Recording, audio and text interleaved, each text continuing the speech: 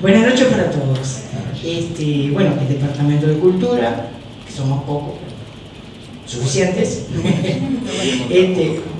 vamos a presentar hoy un trabajo colectivo del taller de literatura del profesor Maggi, que dicta cursos también en esta institución. Todo parte de un relato de la escribana Manuela Failache, a raíz del que los otros escritores, también todos escribanos, como la escribana Failache, dan sus versiones diferentes que alumbran y completan la historia. La escribana, los demás integrantes del grupo son las escribanas Leslie Falca, Karen Perdomo, Luis Ferreitas, perdón por la escribana, y el profesor Maggi. Bueno, con ustedes entonces la obra. Gracias. Gracias.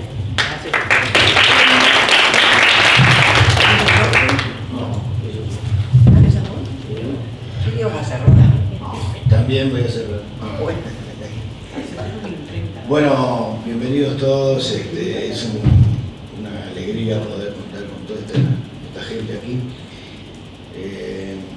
para compartir con nosotros un trabajo que hemos hecho a lo largo de los últimos meses de este año. Es importante eso porque se trata de adquirir las herramientas, habilidades y manejos de la escritura creativa, ¿no? Que no es nada fácil, sobre todo cuando estamos hablando de las escribanías, porque siempre los expedientes tienen un ritmo, una solución, una forma y una cadencia que se instala, digamos, en el interior de las personas, y romperla implica hacer como un renacimiento que la verdad produce mucha felicidad y complementa lo anterior. Nosotros estamos concluyendo la primera etapa de trabajo del taller de escritura creativa, que nos alberga semana a semana en este mismo piso, en el 12, de la Asociación de Escribanos del Uruguay, donde fuimos forjando herramientas, habilidades y conocimientos que finalmente nos permitieron recorrer en forma y en palabra la distancia que va de la inspiración al hecho literario. En este caso, con cuentos, relatos, etc., desde diferentes abordajes, acentos y expresión creativa, que finalmente cobraron vida. Todos esos cuentos no van a ser presentados hoy. Hoy vamos a trabajar de otra manera. ¿Cómo dar? Entonces, porque ¿cómo dar una idea del trabajo realizado? Entonces nosotros pensamos que no había nada mejor que abrir una rendija, o sea, como entornar la puerta y permitir asomarnos a este pequeño universo de voces nuevas, con sus opciones, enfoques diversos, a través de un texto capaz de recoger en su intertextualidad el paisaje de los días compartidos y algunos de sus resultados, tanto en lo individual como en lo colectivo del trabajo. Y para eso decidimos hacer algo extraño en general, pero interesante en lo particular, que es centrarnos en uno de los relatos de ficción escritos en el taller, el de Manuela Failache, y en ese relato, o de ese relato, abrir su abismo, el abismo que nos inspira o que nos puede inspirar, para las navegaciones personales de los otros integrantes del taller. No se trata de hacer versiones, sino de textualizar de una manera diferente, crecer literariamente, crecer creativamente, es decir, a partir de un foco único. Es como si hubiera caído una piedra al agua y nosotros estábamos trabajando en los círculos concéntricos de esta manera.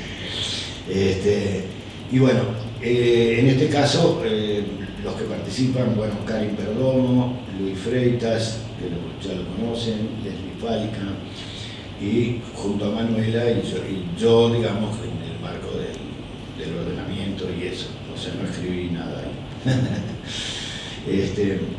Entonces, la idea era, el punto de partida, que cada abordaje tenía que obedecer a un punto de vista diferente. Es decir, a un punto de vista diferente desde el arranque. O sea, una vez leído el cuento, compartido el trabajo de Manuela, entonces sabía que cada abordaje debía obedecer a eso, a un punto de vista diferente también y a una indagación diferente, a una búsqueda diferente, que a su vez nos permitiera expandir creativamente la zona de resonancia que puede ubicarse alrededor de ese cuento. Es decir, hacer más literatura de la literatura. Y a la vez ir dando forma entonces a ese tapiz literario, y para poner en evidencia también la potencia de las miradas, es decir, donde reside cada elección, ¿no? Es decir, y eso es lo que pasa a un volumen. Si todos ustedes fueran escritores, es lo que pasa.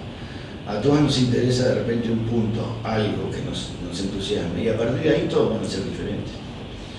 Las formas de verlo, las formas de asumirlo, la forma de crearlo, la forma de compartirlo. Entonces, poner en evidencia eso, porque eso es la potencia del arte, ¿no? Y el objeto del trabajo, de abrir la creatividad y el arte. Entonces, así como cada uno cuenta, como cada cuenta de un rosario, esta palabra es interesante porque la van a escuchar de distintas maneras, transformada y transfigurada, pero en este caso es la imagen, ¿no? Cuentas de un rosario. Como cada cuenta de un rosario puede ser una y la misma. Que anuda en en nuestro trabajo, y en este caso nos une, a partir de un hecho de sangre en la ficción, trae también a la luz la diversidad de cada una de las opciones, de cada una de las miradas, de cada una de las conclusiones, unidas por dos cosas, por tres cosas: la sensibilidad, la sangre y la vida. A partir de eso vamos a hablar un poquito, antes de entrar en el tema del tiempo, porque el tiempo va pasando las cuentas de su propio rosario en los días y a través de los días, una por una. Y eso toca la invisible yema de los dedos que repasan las historias, los fragmentos, las miradas, el infinito palpitar de la vida y de las palabras. A veces se detiene, como si le costara pasar de una cuenta a otra cuenta. Luz, tormenta, día, noche, silencio, aturdido en fragmentos, como en un espejo roto. Algunos momentos regresan y se mezclan en la inabarcable memoria de los hechos, como hoy, en ese anochecer de sombras y reflejos y voces y miradas reunidas, frente a la bahía que incendian los fuegos del final de la tarde. Es una cuenta la que está en este momento por pasar acá, que pasa entre los dedos y nada de lo humano le es ajeno, ni el cotidiano asombro, ni el hastío, ni la onírica intuición, ni la dura piel del origen, ni el exceso y su límite, ni el acierto, ni el desacierto, ni la convivencia, ni la diferencia, ni el horror, ni el humor, lo sabido, lo ignorado, lo perdido y lo recuperado. El tiempo pasa siempre sus cuentas, pasa por sus cuentas, y ahora en este caso, en que reparamos, se detiene por un instante en esta cuenta que no pasa, que está acá, que va a pasar entre nosotros, que va a pasar con nosotros. La conmoción de un hecho de sangre atrae las miradas y condensa, como siempre, parcialmente, las voces y el abismo, cada una desde un hablante diferente, para dar forma provisoria, a este relato colectivo en el caleidoscopio de una humilde cuenta del Rosario. Ahora vamos a escuchar el texto de Manuela Failache, que se llama El quinto elemento.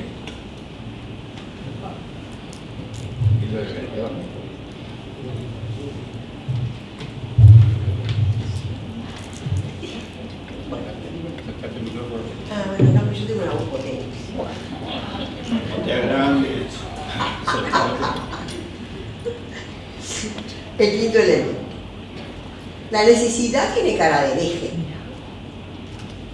Será por eso que contraté a Maruja para que me ayudara en las tareas de mi casa, recomendada por mi cuñada, ya fallecida. Nunca quise a la mujer de mi hermano, y es evidente que ella tampoco a mí. De lo contrario, no hubiera metido en mi hogar este personaje siniestro que tanto sinsabores me ocasionó. Al principio todo transcurrió de acuerdo a lo convenido, pero con el correr del tiempo, Maruja cambió sus hábitos, y por ende los míos. Comenzó a venir a cualquier hora, descuidando su trabajo, efectuándolo con desidia y siempre con prisa. Su adicción al teléfono se me hizo insoportable. Muchas veces se retiraba sin terminar la tarea, endosándome alguna que no le agradaba, como por ejemplo el planchado. Odio madrugar, por lo que me vi obligada a darle la llave. Creo que fue ese el momento en que comenzó a sentirse con poder sobre mí, a adueñarse de mi casa y de mi persona. A raíz de sus apurones, fue rompiendo vasos, platos, adornos y toda clase de objetos. Pero lo que más me afectó fue el destrozo que hizo de un búcaro de pan de oro que había pertenecido a mi familia por más de un siglo. Aquella fatídica tarde lo dejó caer mientras limpiaba. Lo dañó sin remedio y, lo que es peor, me ocultó el hecho. Una mañana, voces extrañas provenientes de la cocina me despertaron. Cuando me acerqué, la empleada me presentó con total desparpajo a su mamá, que estaba sentada en mi desayunador tomando mate con toda parsimonia. Me sentí invadida y se lo comenté, pero no le importó, porque a su madre siguieron otros parientes que entraban y salían a su antojo, vaciándome la heladera. La noche del casamiento de mi sobrina, del cual yo era la madrina, no encontré mi vestido de fiesta. Tuve que improvisar mi atuendo. Supuse que Maruja lo había sustraído. Sin ir más lejos, la semana pasada, la había llevado como de costumbre a acondicionar mi apartamento donde veraneo, y en la noche, con el pretexto de tirar la basura, salió y no regresó hasta el día siguiente. El portero la vio salir, el jardinero llegar, pero no supe lo que había hecho en el ínterin. Lo descubrí cuando fui al lavadero y allí encontré ropa de hombre en el cesto. Me dio miedo. ¿Qué me estaba sucediendo? ¿No me estaría envenenando la comida? Yo ya tenía experiencia al respecto. Fue cuando estudié aquel expediente judicial que debía proveer como secretaria del juzgado penal. Una mujer había envenenado de a poco a su marido poniéndole pequeñas cantidades de arsénico en la sopa. Aún recuerdo al forense entrando en mi despacho en busca del juez, enarbolando el resultado de la autopsia. Lo encontré, lo mató, la mató, decía, exultante. A raíz de eso, hubo que cambiar la carátula.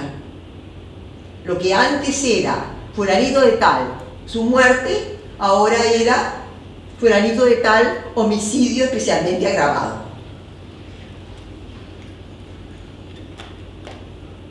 Perdí mi tranquilidad. Maruja estaba ganando espacio y comencé a tener pesadillas en la noche. Y en el día encargaba viandas o comía fuera. Tenía que sacar esa fábula de mi casa y de mi vida, porque si aquello continuaba, me iba a fagocitar de tal forma que perdería inexorablemente mi identidad. Aquella tarde entonces, harta de su comportamiento, la enfrenté por fin. Comencé con el timbre de bronce, el mismo que usaba mi madre para llamar a la servidumbre. Maruja detestaba ese sonido. Su cara se transfiguró y una mueca de odio se dibujó en su rostro. Me espanté. Me vi a mí misma en ese espejo. Desde ese instante dejamos de ser patrona y sirvienta. Ahora éramos enemigas enfrentadas a muerte. Ella vino, de mala gana, arrastrando sus asquerosas chancletas. Yo no soy una vaca para que me toque el cencerro. ¿Qué quiere ahora?, me espetó. Que me traiga el búcaro de pan de oro que hace días que no lo veo y que me lo ponga arriba de la mesa. Entonces me contestó: usted y sus antiguallas. Lo tiré. Hice caso omiso a su réplica despectiva y a su sarcasmo. ¿Cómo que lo tiró? Sí, se me rompió y lo tiré.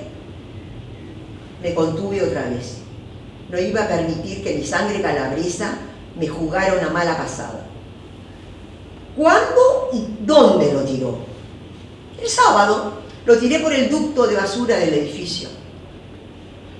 Traté de razonar con calma. El camión de basura no pasaba los sábados y tampoco los domingos.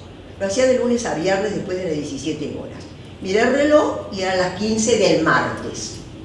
Entonces le ordené: vaya al subsuelo y lo busca en el contenedor de residuos. ¡Ay, qué asco!, contestó.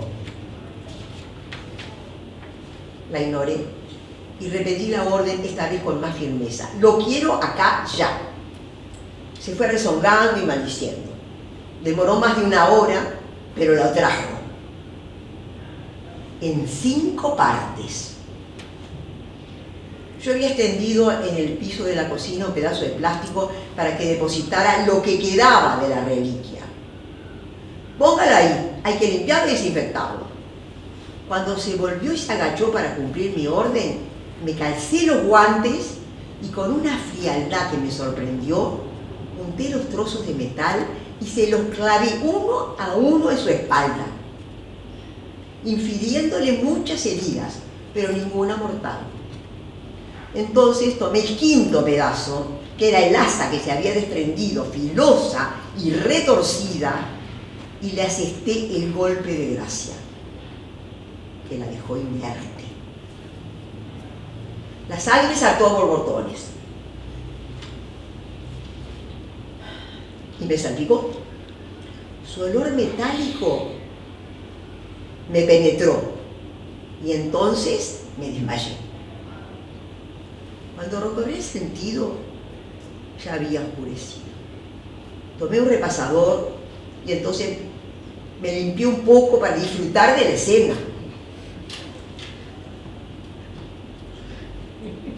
Que me resultó extraña. Como si yo no hubiera intervenido en eso. Pero el olor persistía. Cubrí el cadáver con una sábana que conseguí en el lavadero y me alejé lentamente, encerrándome en la semipenumbra de la pieza de planchar. Me senté allí en la única silla. Tomé el rosario que siempre llevaba en mi cuello como protección y comencé a desgranar las cuentas de marfil que poco a poco se fueron tiñendo de rojo. No sé cuánto tiempo pasó, pero la sangre de Maruja ya había comenzado a coagularse en mi ropa, en mi cara, en mis manos y debajo de mis uñas. La casa estaba en absoluto silencio, pero desde fuera me llegaron los sonidos apagados de las 12 campanadas que inician la danza macabra de Camille Saint-Saëns.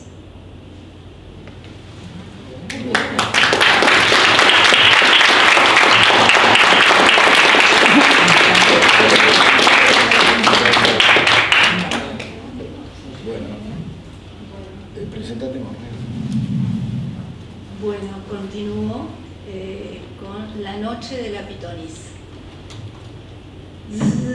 Tiemblo, tan solo el frío recorre mis venas. Esa noche el viento arremetió, sopló, resopló y emitió un silbido sin respiro. Sig, Sig, me llamó. Vete, grité desesperada, no te quiero aquí. Sig, Sag, me invitó a bailar. Vete, he dicho, olvídate de mí. Oí los sinsabores de dos mujeres. Rebotaron de una pared a otra de la habitación. Se trataba de la dueña de la mansión y su mucama. Me atraparon y atormentaron sin descanso. El chirrido de una llave se fue expandiendo por mis oídos y a una le otorgó poder. Le hablé con ternura. No abuses, entrega la llave. Estoy convencida que ella me escuchó y para mis palabras solamente rescaté sordera. A lo lejos, en la sombría noche, vislumbré una diminuta luz. Apenas divisé el reflejo de dos cuerpos, distantes como agua y aceite. Cuando menos esperé, formaron una trenza de odios, temores y desigualdades. Resultaron mentes cubiertas de pensamientos que giraron en torno a miedos y rencores, dudas, venenos y fracasos. Sí, ahí estaban, en feroz lucha, enemigas hasta la muerte. El antiguo búcaro de oro, de la mano de un vestido de gala, encendió la llama del infierno. Seguidamente, un relámpago se ramificó sobre ellas. Rayos y centellas cayeron sobre la manada. El destello de odio golpeteó en los rostros. Algo se clavó 1000 veces en la espalda. No logré ver. ¿Qué es?, pregunté. Por mis venas se deslizó frialdad. Tan solo frialdad. Algo macabro percibí en lo más profundo de mi ser. ¡Oh! Una asa filosa y retorcida se hundió en la carne de la mucama y el fuerte olor metálico invadió el ambiente. La sangre brotó a borbollones tal cual el agua de la fuente de Neptuno, que desbordaba de furia, tremenda furia. ¡Te odio! ¡Te odio!, la mucama repetía sin cesar mientras su voz se apagaba. Sentí dolor, mucho dolor y demasiada pena. Vete, he dicho, no te quiero cerca. Pretendí espantar a la muerte. Y de repente, al son del pungí, las serpientes bailaron encantadas.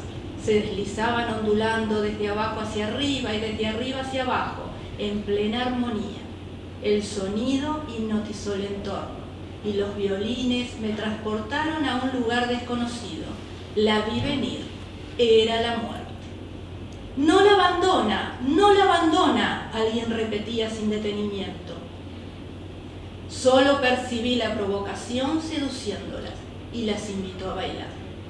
No la deseé, trató de cautivarme y a lo lejos las volví a divisar. Sig, Sag, la dueña de la mansión y la mucama danzaban entre ellas.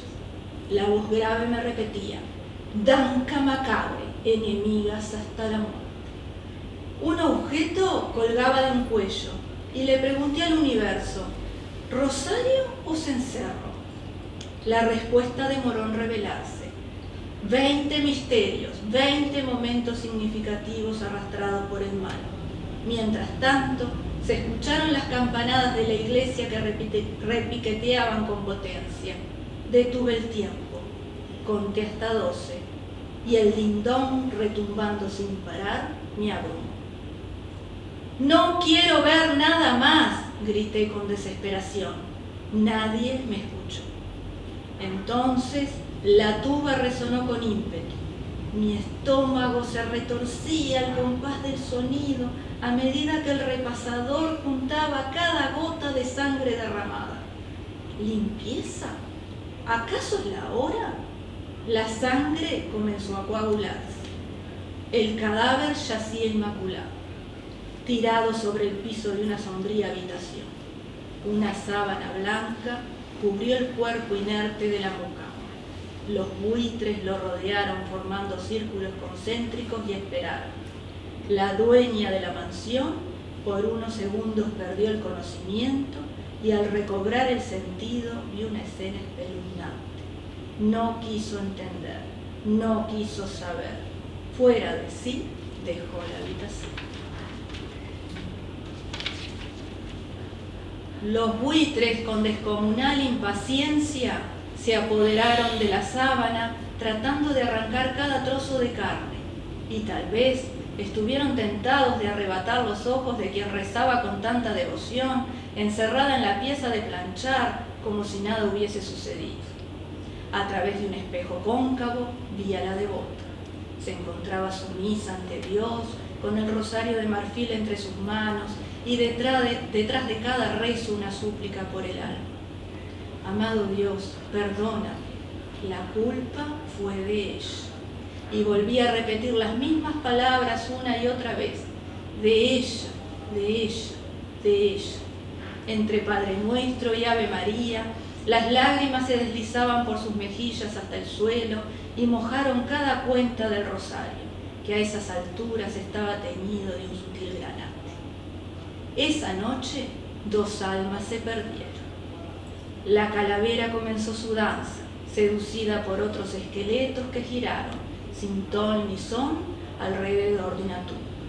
En la espesura de una bruma, los huesos se balanceaban y chillaban como nunca jamás.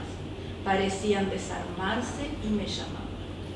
Entre mis manos tomé un pañuelo oliente a gardenias, inhalé su aroma, exhalé y cerré los ojos con potencias para olvidar, solo para olvidar. Cuando la fiesta estaba en su auge, el kikiriki de un gallo se escuchó a los alrededores. No supe de dónde provenía. Me anunció el nuevo amanecer. La mucama regresó a su tumba. Mis ojos, envueltos en fatídica locura, descubrieron una tenue luz filtrarse a través de las suaves cortinas del ventanal.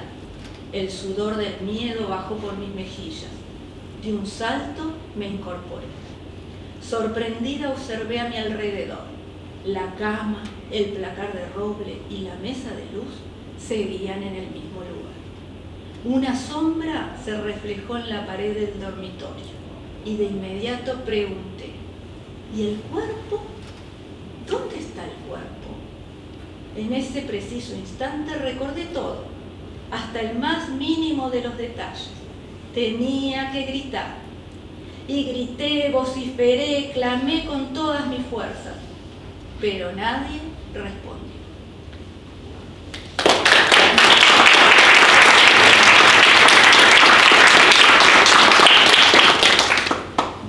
Bueno,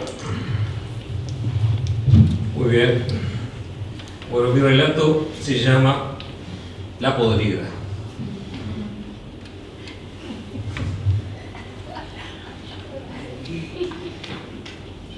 Ningún sonido, ninguna visión, no puede abrir los ojos ni moverse. Nada oye, nada ve, nada percibe, nada siente. Tampoco siente ya el dolor, ni la náusea, ni el mareo. Todo cesó. Vuelve a agacharse para recoger los restos del búcaro y a sentir detrás suyo la respiración acelerada, luego la mano enguantada que le arrebata los pedazos y el dolor agudo de los pinchazos, uno tras otro en el costado, en el vientre, en la espalda, y el dolor atroz e insoportable, súbito como un relámpago, en la nuca. ¿Estaba inconsciente? ¿Desmayada? ¿Dónde estaba? Tal vez en una sala de operaciones, sedada por una anestesia. ¿La habrían trasladado de urgencia? No. ¿Estaría muerta? No podía estarlo, porque pensaba. Quizás estaría grave, sí, pero su pensamiento estaba ahí al fin y al cabo. Recordaba el búcaro, la mano, los pinchazos, volvía a rememorar el dolor final. Sí que la había hecho bien la podrida. ¿Cómo la había jodido por la espalda cuando ella estaba descuidada? Si no, ¿qué carajo le iba a hacer esa vieja de mierda, media chiflada? Sí, turulata le parecía cuando la sorprendía, hablando para sí misma, creyendo que nadie la escuchaba, murmurando divagues y locuras. aunque no hubiera pensado que hubiera sido capaz de atacarla, no. Si le hubiera visto la intención, si siquiera lo hubiera adivinado, le habría arrancado de la mano los pedazos de la porquería esa que se había roto y se las hubiera clavado en medio de esa jeta asquerosa, pintarrajeada además. ¡Ay, vieja loca, la gran señora, la distinguida, ensartada con su famoso búcaro de oro! ¿Cómo lo hubiera gozado? ¿Búcaro? Jamás había escuchado esa palabra, hasta que entró a trabajar en la casa de la señora Floribela Nécar de Medina Bello. Así mismo, 2 apellidos del marido, como se nombraba, del marido que había huido de ella por insoportable, para morir lastimosamente casi enseguida del corazón, en brazos de una mulata tarraja, buscando el amor que le faltaría con la reseca de su esposa. Pobre viejo Medina Bella, liberarse para quedarla. Claro que eso no lo contaba la podrida, ¿qué va? Como para contarlo, al contrario, bien que lo ocultaba, y que hablaba de su esposo como de un santo varón. La que lo contaba era la cuñada, la que la había recomendado para el trabajo, y que bien que le había advertido sobre su nueva patrona. Apenas entró a trabajar, ya la podrida empezó a despotricar contra la cuñada, que era una habladora, una complejada, pero lo más lindo era que todo lo que la otra había vaticinado resultó cierto. Con la podrida no había horario que valiera, porque siempre exigía que tenía que dejar pronto esto y lo otro antes de poder retirarse. Repasar tal vidrio que le había quedado sucio, dejar bien seco el piso del baño, secar bien la grasa del horno que había quedado pegada, volver a estirar las sábanas que habían quedado mal tendidas. El trabajo tenía que cumplirlo en forma para tener derecho a cobrar el día. No pago hasta que no me cumpla, vociferaba, que no creyeran que se iban a vivir con ella, y por supuesto ni hablar de que pagara laudo, caja y mucho menos salario vacacional y aguinaldo. No eran cosas que pudieran corresponderle a las fábulas. Por favor, trabajan por el jornal y que agradezcan. Al cabo, empezó a gritar: ¡desgraciada! ¡Ya me robó! ¡La voy a echar! Y resultaba que eran cosas que aparecían perdidas, olvidadas por la misma podrida entre los armadones de un sillón o en un cajón equivocado. O cuando la había acusado de sacarle un vestido, que en realidad había mandado a la tintorería, e inventándole una historia disparatada con un hombre, basada en que había encontrado ropa de su hermano que ella había llevado para lavar clandestinamente. Y había que oírla hablar de todas sus empleadas anteriores, y tras cartón de ella, aunque no se lo dijera, que enumeraba con fruición mientras arengaba que eran una manga de aprovechadoras, ladronzuelas, descocadas, inútiles, torpes. Pero la podrida era una cristiana devota, rezadora del rosario, asistente a misa, confesa militante, y en su imaginación quería practicar la bondad, ser la mejor persona del mundo. Quiso mostrarse así, como una buena cristiana generosa. Apenas ella entró a trabajar cuando le dijo que podía utilizar el teléfono cuando lo precisara. ¡Qué mala leche! Enseguida se hizo patente que en realidad le molestaba horrible. Como la podrida había sido la que le había ofrecido llamar, ella lo hacía sin remordimientos, y al contrario, bien que disfrutaba cuando la veía rabiar cada vez que tomaba el tubo y marcaba su número o decía hola, hecho que le producía una descarga eléctrica, como una macumba feroz que le provocaba un estremecimiento en todo el cuerpo, le alteraba la voz, la dejaba furiosa. Fue imposible resistir la tentación de llamarla a la podrida. Cuando le hacía los cuentos a su madre y a su hermano al regresar a su casa allá en Cerro Norte, de donde tenía que tomar 2 ómnibus para llegar al apartamento de Punta Carretas. Claro que la podrida ni sabía lo que era vivir en el culo del mundo, tener que tomar 2 ómnibus, poder tomarlos a tiempo, intentar llegar en hora. Jamás, solo el reproche eterno. Siempre llegando cuando se le antoja a usted, ¿eh? Y de allí arrastrar a su madre, pobre, que aunque desde el ataque había días en que no podía dejarla sola en la casa para irse a trabajar. Así que la llevaba consigo, la dejaba sentada en la cocina con su semiparálisis, la boca torcida, en un estado como adormilada, mientras hacía la tarea y cada tanto la iba a ver. Al tiempo, cuando se encontraba con su madre en la cocina, la podrida empezó a hacer tremendo escándalo. «Me están invadiendo la casa, me quieren volver loca», decía. «Ja, ja, ja. Se le daban vuelta a los ojos, parecía Mecha Ortiz actuando en las radionovelas que su madre le contaba que escuchaba. Una verdadera actriz de telenovela, cuando en realidad había sido ella misma la que le había ofrecido después del ataque de su madre: Maruja, no me vaya a faltar a trabajar, no. Traiga a su madre y la deja quietita sentada en algún lado y mientras tanto usted trabaja, ¿eh? Era cierto. Después había llevado a su hermano y a su cuñada para que la acompañaran. Y ellos, como manada de lobos hambrientos, se habían precipitado sobre la heladera, porque después de todo la gente lo vive del aire, ¿no? Y además, ¿para qué quería la podrida toda esa comida que amontonaba? ¿Qué le pasa? ¿Está soñando? ¿Despierta? ¿No despierta? ¿Sueña? No lo sabía, no podía darse cuenta. ¿Quizás qué? Quizás tal vez. ¿Se había muerto? No podía ser. Ella seguía pensando ahora mismo. ¿Se está muriendo entonces? ¿Seguía muriendo de a poco? ¡Qué pavada! Si se estaba muriendo no podía estar así como estaba, recordando cosas, riéndose de las macanas de la podrida. Solo estaría desmayada, a punto de desmayarse. Como cuando uno apenas se despierta y le ocurre eso.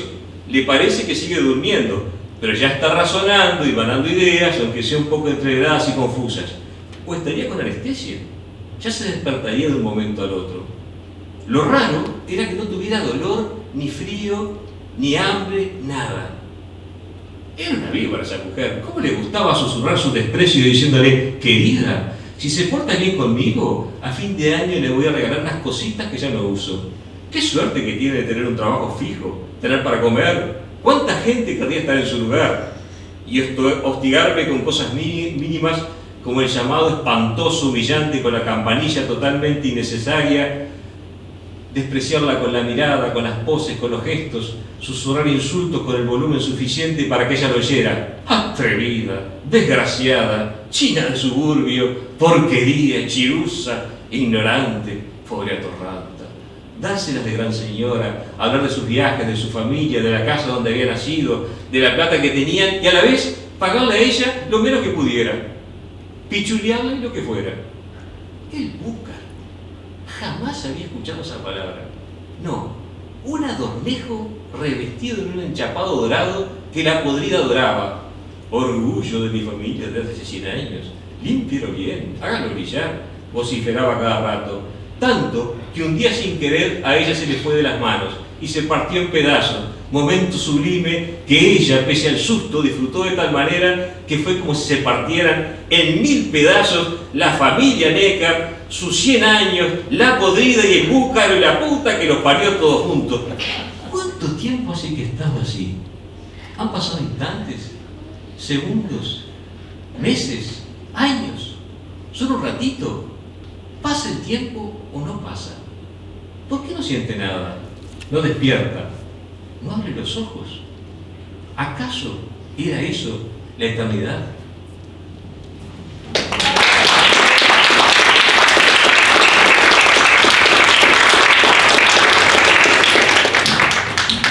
Leslie.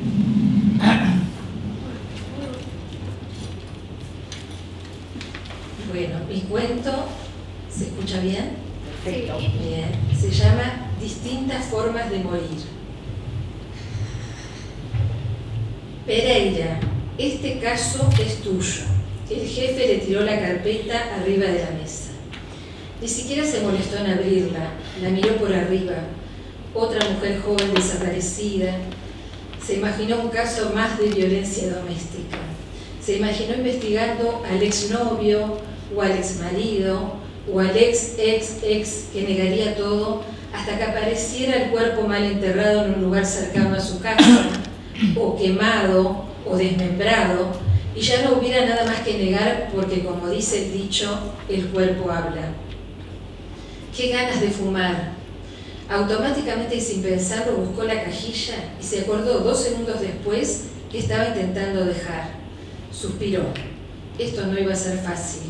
Ya había tratado muchas veces sin éxito, pero esta vez el tordo lo asustó.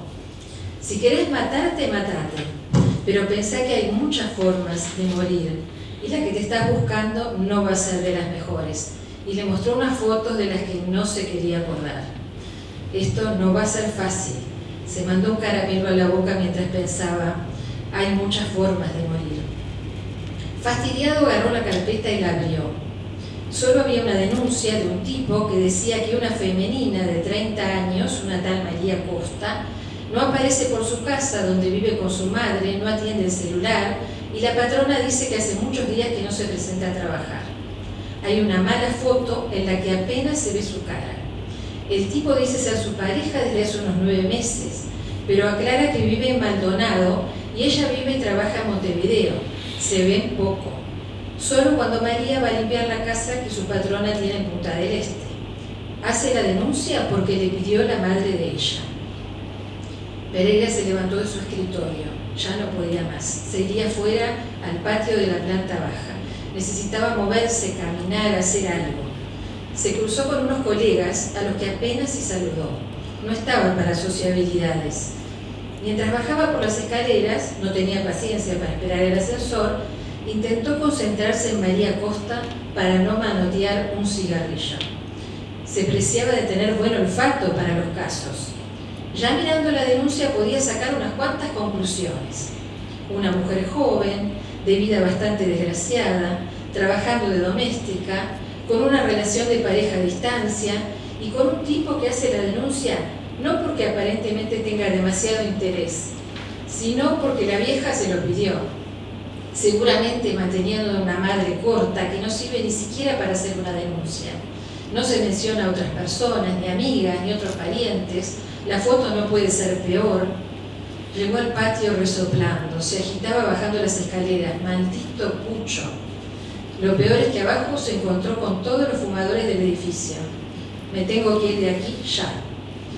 Vuelta atrás, pero no por las escaleras. De subida me agito peor.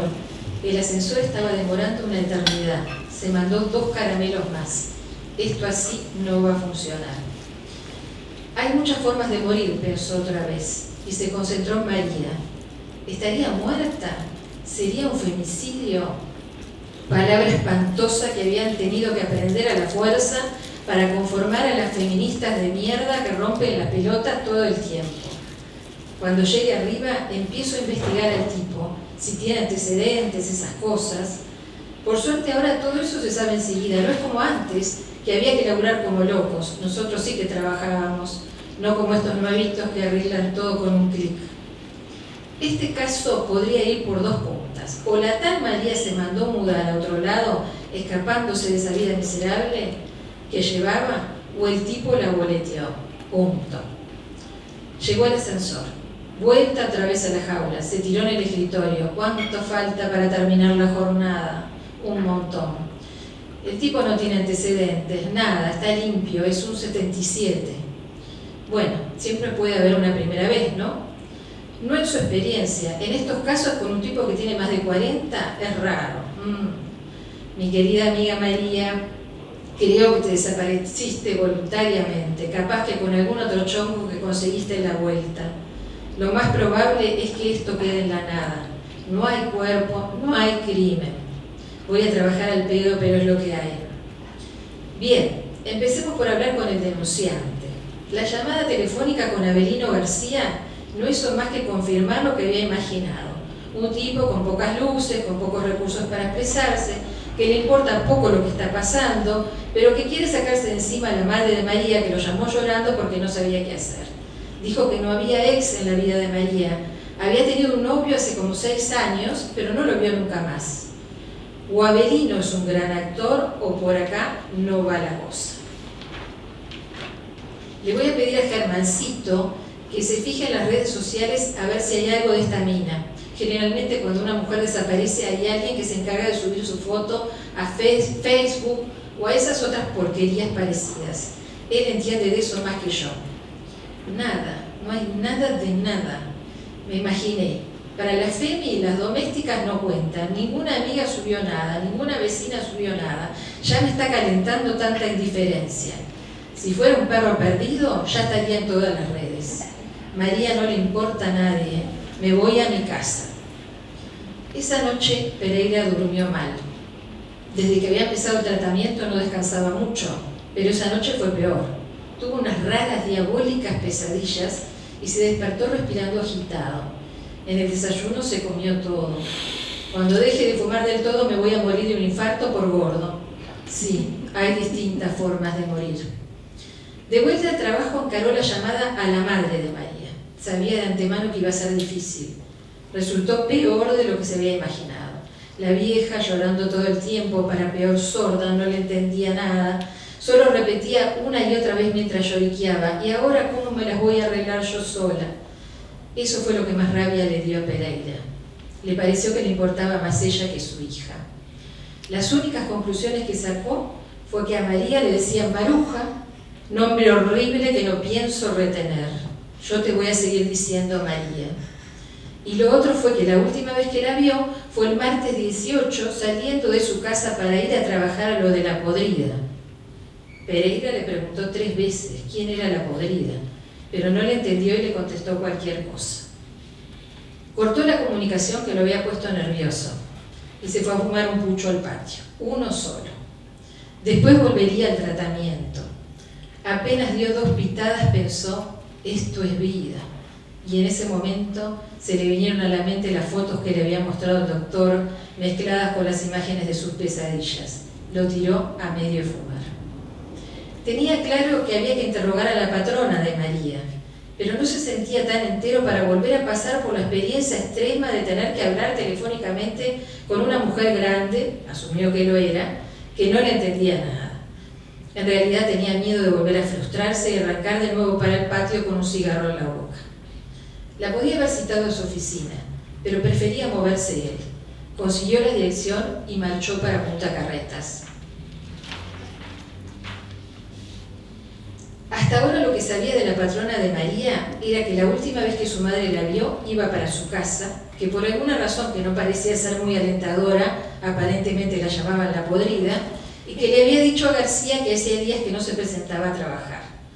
Llegó al edificio, ubicado en uno de los mejores lugares de Montevideo, y lo primero que pensó fue: qué viajecito tenía María todos los días para ir desde el cerro, donde le dijo García que vivía, hasta acá. María, si como me dice mi olfato te mandaste mudar y largaste todo para empezar de nuevo, solo quiero encontrarte para decirte te felicito lo bien que hiciste. Pero si no es así y algo te hicieron, yo, como que me llamo Hércules Pereira, voy a ubicar al hijo de puta para que pague. Así será. Tocó timbre en el portero eléctrico, apartamento 601. Insistió varias veces hasta que se oyó una voz de mujer. Pereira preguntó si estaba la dueña de casa, y la misma voz le contestó que estaba de viaje y que no volvía hasta dentro de un mes, y le cortó. Esto se estaba complicando. En ese momento salió el portero del edificio y Pereira lo abordó. Buen día, estoy necesitando ubicar a la señora de 601 y me dicen que está de viaje. ¿Usted conoció a su anterior empleada doméstica? El portero, aburrido y encantado de tener con quien conversar, le dijo que él solo conocía a Maruja, aunque hacía días que no la veía, y agregó que a la señora de 601 la había visto subir hacía media hora. ¿Quién le dijo a usted que está de viaje? La señora que vive con ella, contestó Pereira. La señora de 601 vive sola, acotó el portero. Debe haber una confusión. El piso 6 tiene 2 apartamentos. Los que están de viaje son los del 602. ¿Quiere un cigarrillo? La cabeza le daba vueltas, ni siquiera le contestó. Salió volando de allí como alma que lleva el diablo. A las 9 pasó con su auto por el edificio. En el piso 6 había luz, una luz tenue y mortecina. Esa noche volvieron las pesadillas, pero esta vez en el centro de esos malos sueños estaba María, que balanceándose entre la vida y la muerte, le reclamaba a él que hiciera justicia. A la tardecita siguiente volvió al edificio de Punta Carretas, después de haber chequeado todos los datos que tenía y de haberse comprado unos chicles.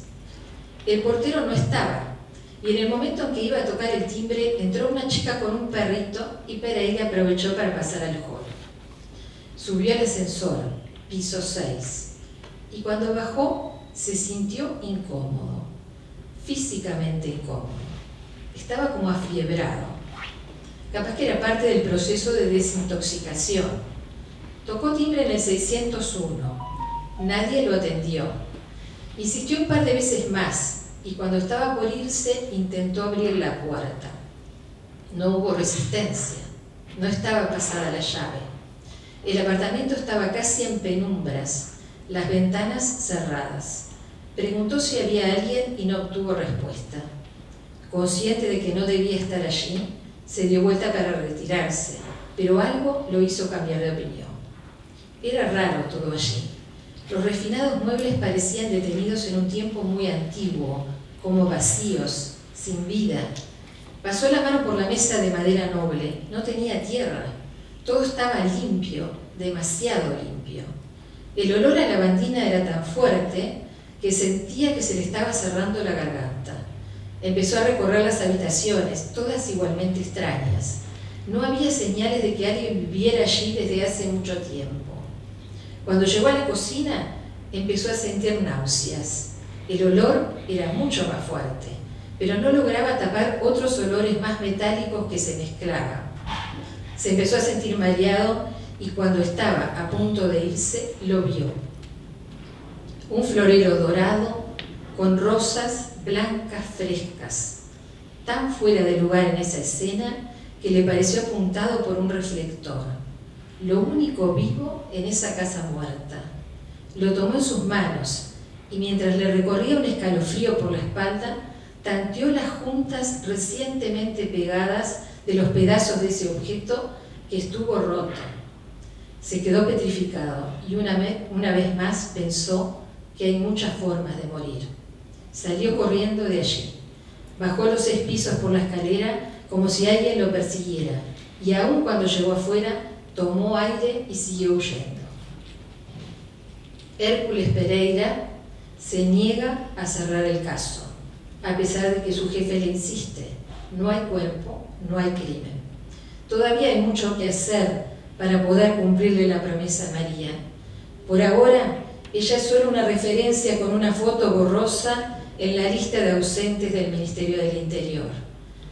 Mientras observa el florero, envuelto en una bolsa de nylon, tirado sobre su escritorio, se echa para atrás en la silla y se fuma un cigarrillo. Después de todo, es un privilegio elegir la manera de morir.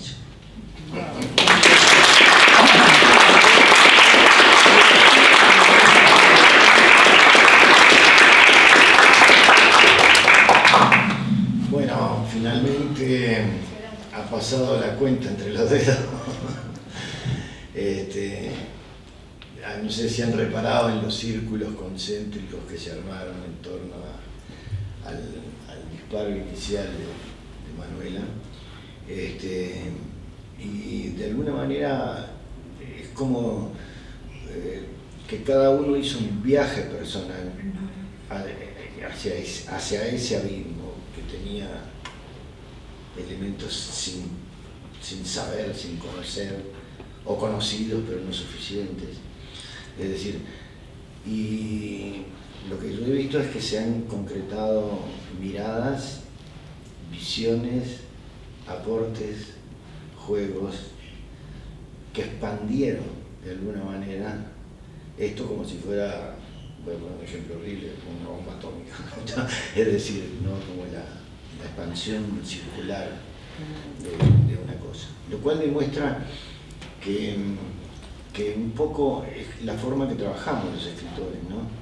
O sea, un hecho cualquiera de la vida, un hecho que nos afecta, algo que nos viene dando, sea interno o externo, empieza a generar un núcleo y ese núcleo se transforma en un abismo y ese abismo nos atrae,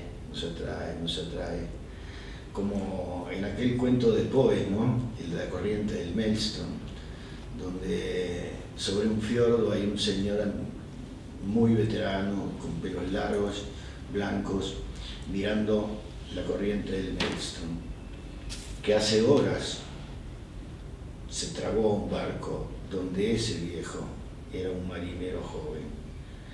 Y la fuerza centrípeta que lo llevó al fondo, cuando tocó el abismo, volvió a hacerse fuerza de emergencia de nuevo, y síntesis, y ahora mirada.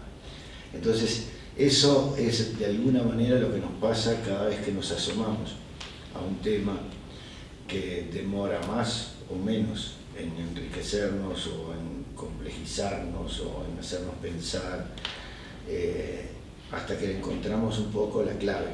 Y cuando le encontramos la clave, que siempre es un chispazo que surge después de muchos errores, esfuerzos, posibilidades, ahí empezamos a navegar y hacemos el ascenso desde el fondo de la corriente del Maelstrom para escribir. Eso de alguna manera es lo que yo supongo que cada artista tiene y a cada artista le pasa, el que pinta, el que toca música, el que inventa otras cosas, el que, incluso el científico, que hasta que no llega al fondo no para, así sean años lo que sucede. Entonces, bueno, esto es una muestra de lo que pudimos generar en el taller. Además hay más historias y más cosas que ellos fueron desarrollando y a su vez que tenemos como perspectiva para el año que viene. Ojalá se incorpore más gente a este trabajo, porque creo que es un trabajo interesante que nos saca de una rutina de bombardeo salvaje, es decir, donde estamos todo el día con medio minuto o un cuarto de segundo o algo para responder a algo, es decir, corrido como los perros de la calle, y necesitamos este espacio, el espacio del silencio, el espacio de la reflexión, el espacio del encuentro, del compartir, de reírnos, de disfrutar, de no saber qué hacer, es decir, de ser humanos. Así que, bueno, ahora, si ustedes quieren y están dispuestos a conversar, pueden preguntar lo que se les dé la gana, acá responde todo el mundo, o si tienen demasiada hambre, creo que ya hay una esperanza. Bueno, gracias. Nos abrimos a la pregunta. A mí se me ocurre, ¿cómo es la metodología de los encuentros? Así, ¿cómo funciona? Bueno. O sea, cada uno escribe en su casa y después... ¿Funciona? Sí, funciona. Y la prueba está. La Pues prueba sí, porque desde la gramática, el vocabulario que utilizaron, o sea, todo me pareció muy bueno. Sí, es un taller muy raro, porque no es un taller de narrativa o de poesía o de cosas específicas, de drama, por ejemplo. Acá hay mucho de teatral. Es decir, la metodología que pude ir creando fue evolucionando en el tiempo a través de distintas experiencias, y todo entra la narrativa, entra la poesía, entra el drama, entra el recurso que quiera funcionar en determinado momento para ir estructurando, ¿no?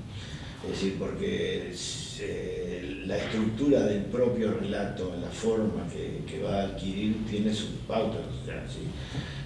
Lo que se enseña en las universidades, por ejemplo, fuera de acá, ¿no? Digamos, en Estados Unidos, en Europa, en general son metodologías muy específicas, muy, la narración son 3 partes: presentación, desarrollo y conclusiones, una cosa más mecanizada, más universalizada, que bueno, que sirve o no sirve, no sé, o sea, digamos, pero que te saca más o menos, o sea, que crea escritores más o menos estándar y obedientes de la línea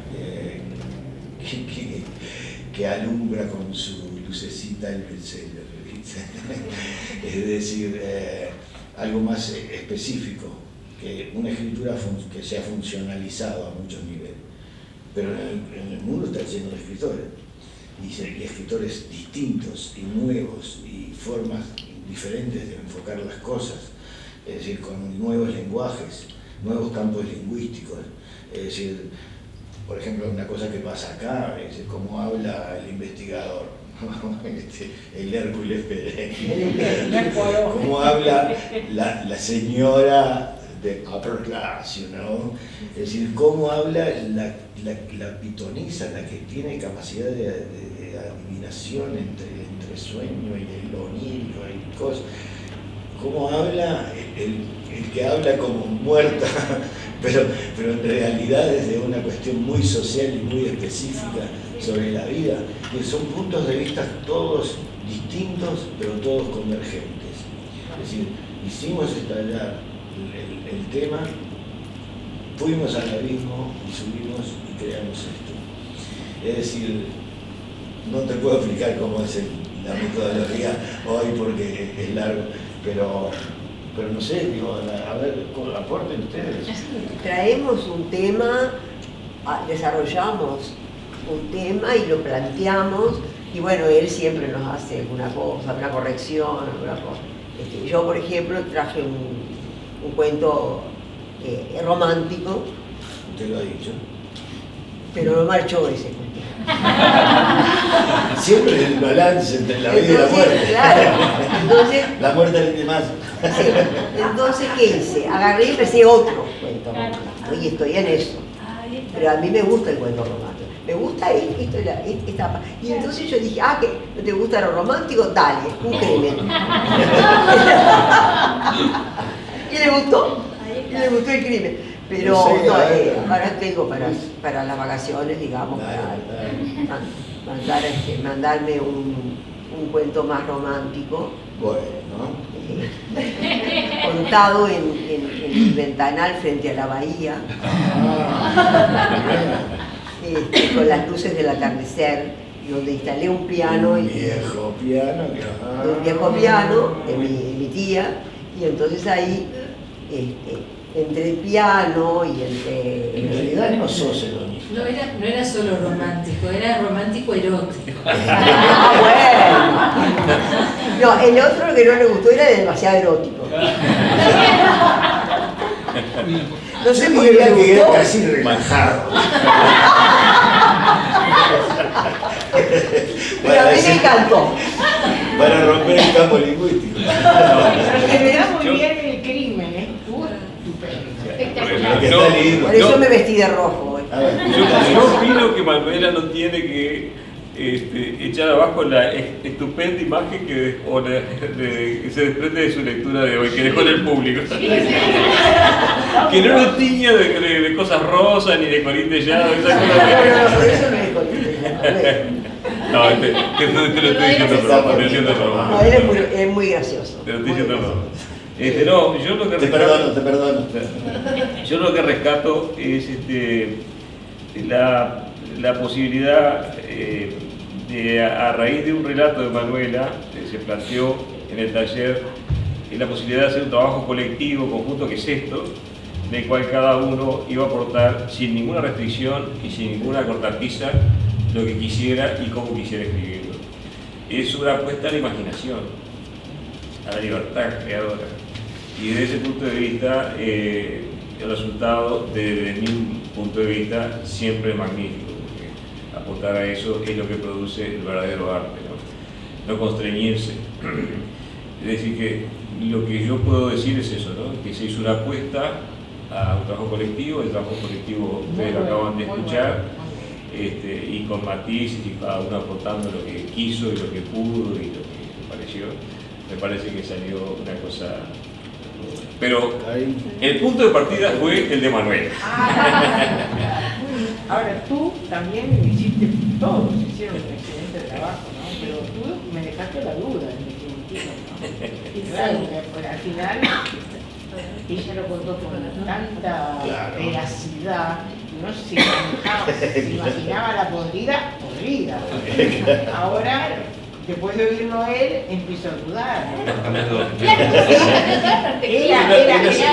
Lo cuenta la propia actora, ella lo está contando como si ella fuera un ángel, ¿no? Pero capaz que no era así, que el ángel era la real. Como la vida misma, cuando es la que cuenta es la creada. No, yo le voy a decir porque de repente de la lectura nos surge lo que surge cuando uno lo lee al texto. La versión es la versión de la empleada. Claro, pero para la empleada, ella es la santa y como la vida misma cuando tenés las versiones de cada uno frente a un mismo hecho. Exactamente. Hola. En mi caso, digo, cuando planteé un proyecto, el profesor Malle, digo, me encantó porque digo, todo giraba en torno al cuento de Manuela y me pregunté cómo relacionar lo que pudiera escribir con el cuento de Manuela.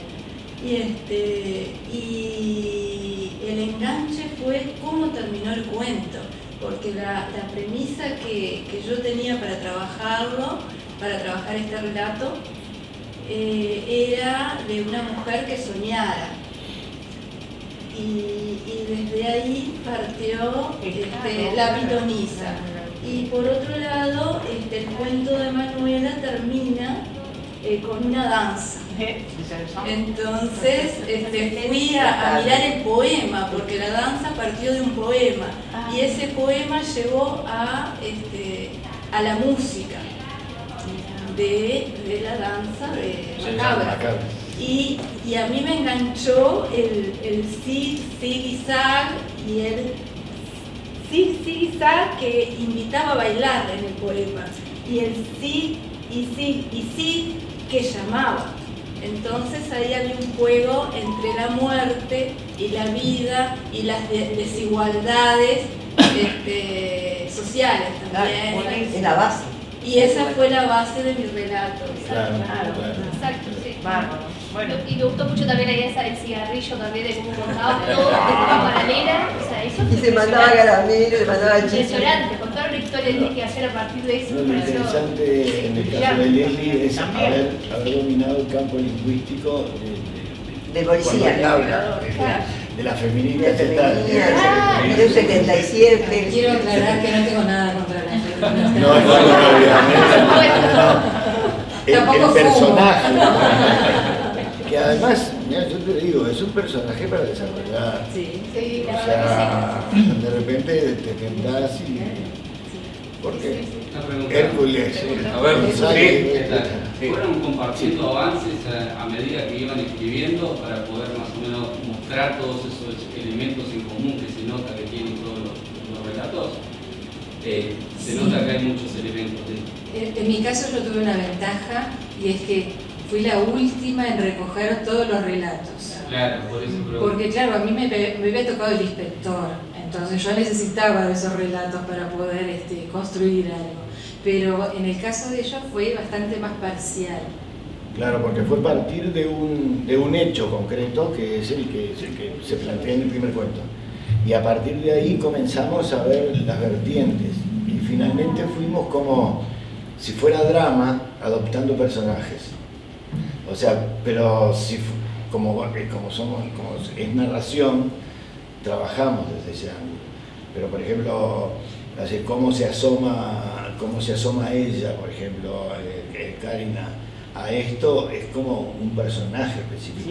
Cómo se asoma Leslie también, o sea, es una investigación. Cómo se asoma la dama poderosa, otra cosa. Cómo se asoma él, es decir, escoge la asesinada, la muerte, o sea, la tipa que está muerta, no puede hablar, no sabe en qué lugar está el planeta. Entonces, esta combinación que es en la escritura personal sobre algo que ya se había elaborado en el taller y se había conversado, ¿no? Como el cuento de ella o otros cuentos que aparecieron. Es decir, entonces, ¿qué sucede? Sucede que es primera fase, segunda fase es este abordaje, tercera fase es el resultado y no se sabe qué va a entrar. No, pero estaría bueno culminarlo todo, ¿no? Además, en el fondo de todo hay una especie de como de lucha de clase, ¿no? Hay clasistas. Que no, acá en Montevideo no es tanto, o sea, en Uruguay no es tanto la diferencia, que se haga diferencia de clases como en Argentina, que hay más, pero hay, ¿no? Eso de tomarse 2 ómnibus para llegar allá, y bueno,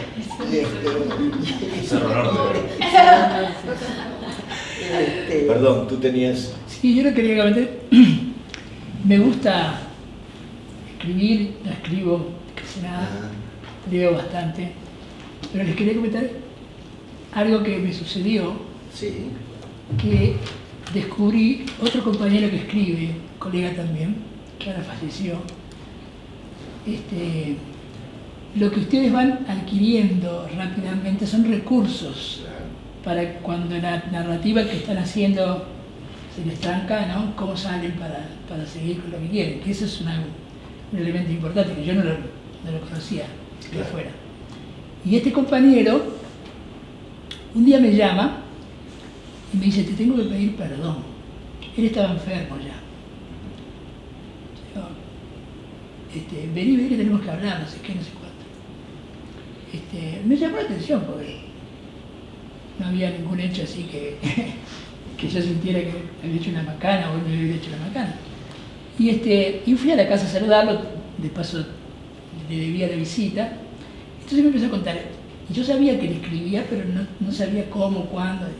Y entonces había escrito cuentos y se había dispuesto, pensando que estaba cercano de su vida, a juntarlos y a publicarlos. Entonces volvió a ver, me había escrito un cuento a mí, como amigo. Ay, mira. Entonces le digo, mira qué bueno, gracias, no sé qué, yo no sabía, ni siquiera lo había leído. No, y entonces me empezó a contar y me dice, te quiero pedir perdón porque me tranqué en el cuento, no sabía cómo seguirlo. Él era muy amigo de Galeano.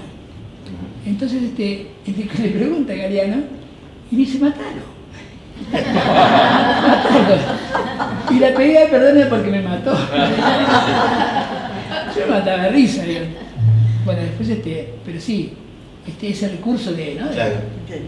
Estaba haciendo el cuento como para... No, pero no es solo un recurso, o sea, sí, es un recurso, ¿seguro? Pero él lo que hace es interrumpe la ideación culposa de este señor que iba a seguir dando vueltas y dando vueltas en torno a la misma cosa, girándose en círculo en vez de poder resolver. Seguro. Interesante, ¿eh? Me causó mucha gracia.